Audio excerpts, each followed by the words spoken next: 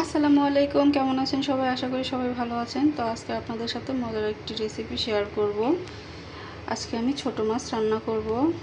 মাছগুলোর নাম হচ্ছে আপনার বেলে মাছ বলি আমরা। তো এই বেলে মাছটা আমি আজকে পটল আর ঢেঁড়স দিয়ে চচ্চড়ি করব।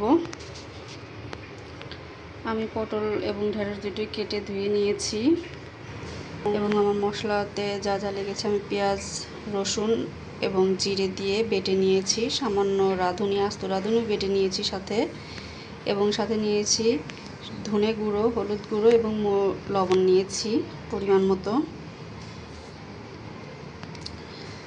এবারে আমি সবগুলো মশলা মেখে নিব।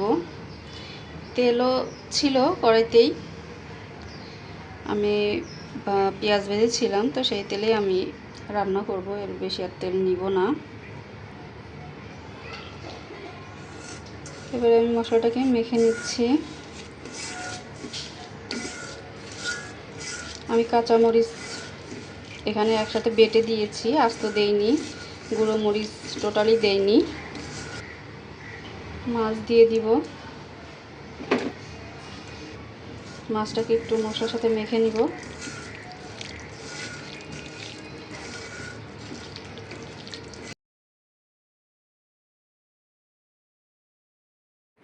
এবারে কেটে রাখা ঢেঁড়স এবং পটল দিয়ে দিব, মেখে নিব। মাখানো হয়ে গেছে, এবার আমি পানি দিয়ে দিব।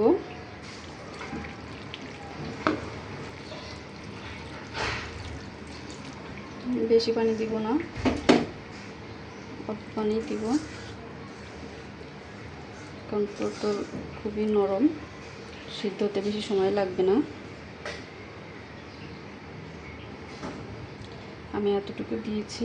এবারে আমি চুলোতে বসিয়ে দিব। আমি চুলোতে বসিয়ে দিয়েছি। এবারে আমি ঢাকনা দিয়ে ঢেকে দিব। ঢেকে তরকারিটাকে জাল করে নিব। বলক উঠতে শুরু করেছে।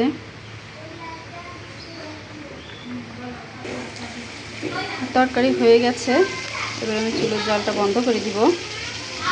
এর থেকে আর বেশি শুকাবো না, ঠান্ডা হলে আর একটু টেনে আসবে।